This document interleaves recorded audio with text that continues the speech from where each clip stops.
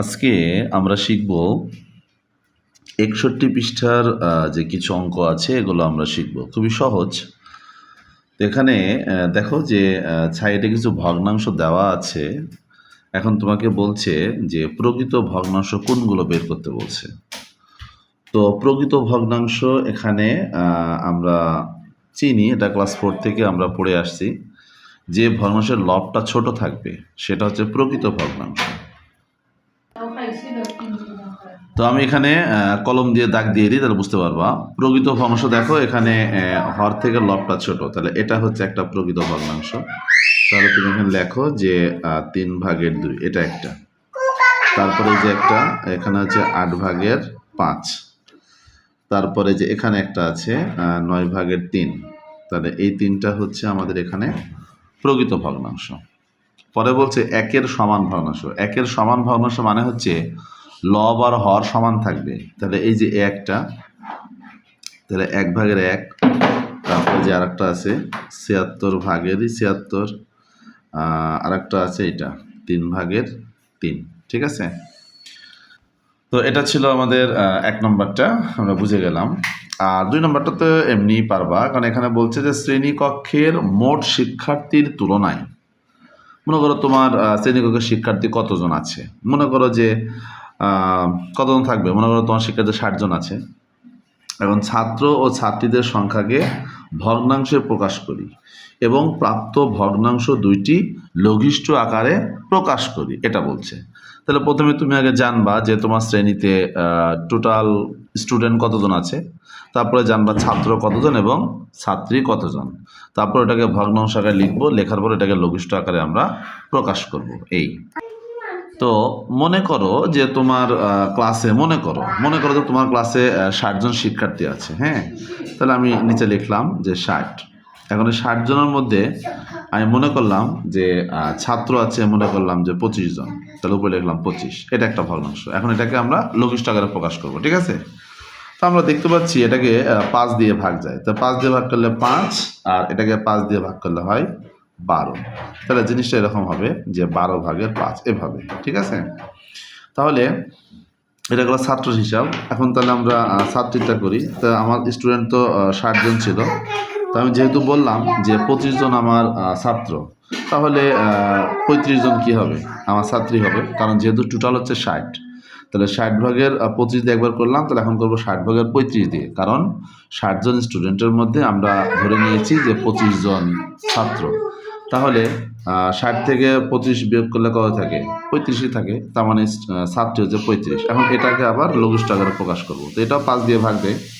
তো 5 দিয়ে ভাগ করলে 7, আর এখানে 5 দিয়ে ভাগ করলে হয় 12।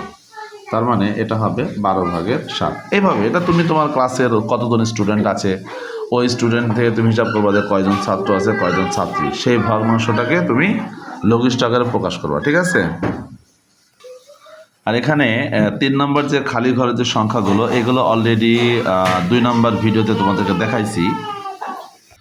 তাহলে এখানে এই যে 3 নম্বর যে অঙ্কগুলো আছে, এগুলো আমি সেকেন্ড ভিডিও মানে পর্ব 2তে এগুলো দিয়েছিলাম। তারপরে যেহেতু এখানে আছে আমি আরেকবার করাই দিচ্ছি। দেখো, তো শুরু করি চলো।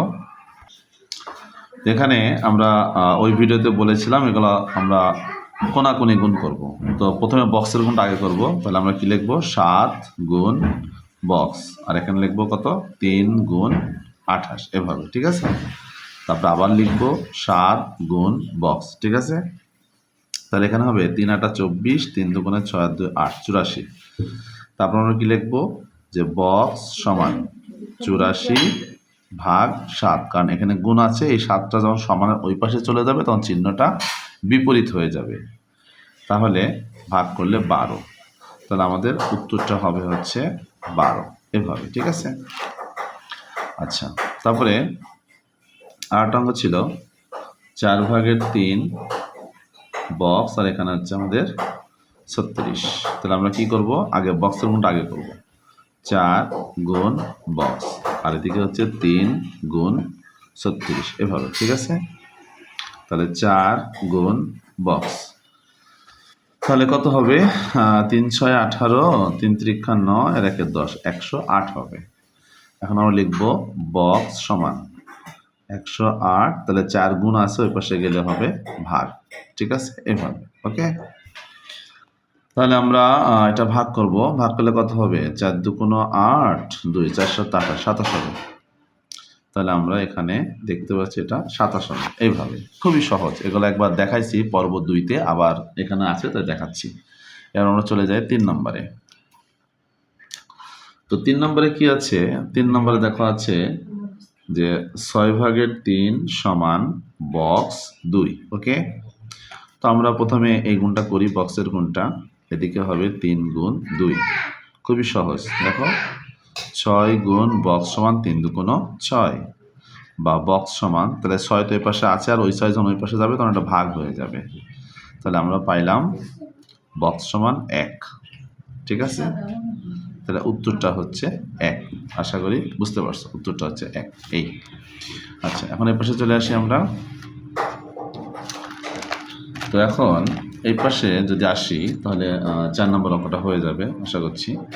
তো 4 নম্বর অঙ্কটা আমাদের আছে হলো 20/12, আর এদিকে আছে বক্স আর 5। ঠিক আছে, তাহলে 20 গুণ বক্স, আর এদিকে হবে 12 গুণ 5। ওকে, তাহলে এখানে হবে 20 গুণ বক্স, আর এখানে হবে 60। তাহলে বক্স সমান, তাহলে 60 আর 20 গুণ হয়ে আছে, ওই পাশে গেলে হবে ভাগ। তাহলে বক্সের মান হবে 3। তাহলে আমাদের উত্তরটা হচ্ছে 3। এভাবে। ঠিক আছে, খুবই সিম্পল। তো হয়ে গেল আমাদের। আচ্ছা, এখন আরও 2টা অঙ্ক আছে, এখন ওই 2টা অঙ্ক করি, চলো। এখন এখানে এই যে 1 2 3 তো আমাদের হয়ে গেল। এখন আমরা 4 নম্বরে আসি। 4 নম্বর বলতে হিসাব করি, একটা যোগ একটা বিয়োগ। তো চলো আমরা শুরু করি। তো এগুলো তোমাদের 4র্থ শ্রেণীতে ছিল। তো প্রথমটা হচ্ছে 15/4 যোগ 5/2। তাহলে এটা কিন্তু নর্মাল যোগ না, এটা হচ্ছে ভগ্নাংশের যোগ। ঠিক আছে, তাহলে ভগ্নাংশের যোগ করতে হলে প্রথমে আগে সমান দিয়ে এই যে এভাবে একটা আগে দাগ দিব, মানে এতটুকু। ঠিক আছে, আইডিয়া করে একটা দাগ দিব। আচ্ছা, তাহলে এখন আমরা প্রথমে হরের লসাগু বের করব। হরের লসাগু, এই লসাগু কিন্তু তোমরা অর্ধবার্ষিকে শিখে এসেছো, বা 4এও ছিল, শিখে এসেছো। তাহলে এখানে হর কত? 15 আর 5। তো তুমি রাপে গিয়ে 5 আর 15-র লসাগু যদি বের করো তাহলে 15 আসবে। ঠিক আছে, তাহলে প্রথম কাজ কি? এই হরের লসাগু বের করব। এখন যে কাজটা করব, এই যে হর আছে না, এই হর দিয়ে লসাগুকে ভাগ করব। তাহলে 15 দিয়ে 15কে ভাগ করলে 1 হবে, আর ওই যে 1 ভাগফল 1, ওই 1 দিয়ে লবকে গুণ করব। তাহলে 4 1 4, ওই 4টা এখানে লিখব এভাবে, তারপরে যোগ। তাহলে এটা হয়ে গেল। এখন এবার সেম এটা এভাবে, তাহলে হর দিয়ে ভাগ করো। তাহলে 5 দিয়ে 15কে ভাগ করলে হয় 3, ওই 3 দিয়ে লবকে গুণ করব, 3 2 6, এভাবে। তাহলে 6 আর 4 10, নিচে হচ্ছে 15। ঠিক আছে, তো এটা অ্যান্সার লিখে রাখলে হবে, সমস্যা নাই। তবে আমরা চেষ্টা করব লঘিষ্ঠ আকারে প্রকাশ করা। তো আমরা দেখতে পাচ্ছি এটাকে 5 দিয়ে ভাগ যাবে, তাহলে 2 হবে। এটাকে 5 দিয়ে ভাগ করলে 3 হবে। তাহলে আমাদের উত্তরটা হবে মূলত 3/2। এই, আর কিছু না, খুবই সিম্পল। আশা করি বুঝতে পেরেছ। ঠিক আছে, আচ্ছা, তারপরে পরের অঙ্কটা হচ্ছে 3/2 বিয়োগ 15/7। ওকে, তাহলে আমরা এখানে কি করব? এখানে ওই সেম একইভাবে একটা দাগ দিব। দাগ দেওয়ার পরে হরের লসাগু বের করব। তাহলে এখানে আছে 3 আর 15। এই 3 আর 15 তুমি রাপে গিয়ে লসাগু বের করো, তাহলে 15ই পাবে। তাহলে এখানেও লসাগুটা হবে আমাদের 15। এখন কাজ কি? এই হর দিয়ে এটাকে ভাগ করা। তাহলে 3 দিয়ে 15কে ভাগ করলে হবে 5। এই 5 দিয়ে লবকে গুণ করবো, 5 2 10, ওই 10টা আমরা এখানে লিখবো, তারপরে বিয়োগ চিহ্ন দিব। আবার এদিকে 15 দিয়ে 15কে ভাগ করলে 1, ওই 1 দিয়ে উপরেটাকে গুণ করবো লবকে, তাহলে 7 1 7, এইভাবে। তাহলে আমাদের কত হবে? উপরে 3 আর নিচে হবে হচ্ছে আমাদের 15। তাহলে এখানে আবার ভাগ যাবে। তাহলে 3 দিয়ে 3কে ভাগ করলে হয় 1, আর 3 দিয়ে 15কে ভাগ করলে হয় 5। তাহলে আমাদের উত্তরটা হবে 5/1। আশা করি বুঝতে পেরেছেন।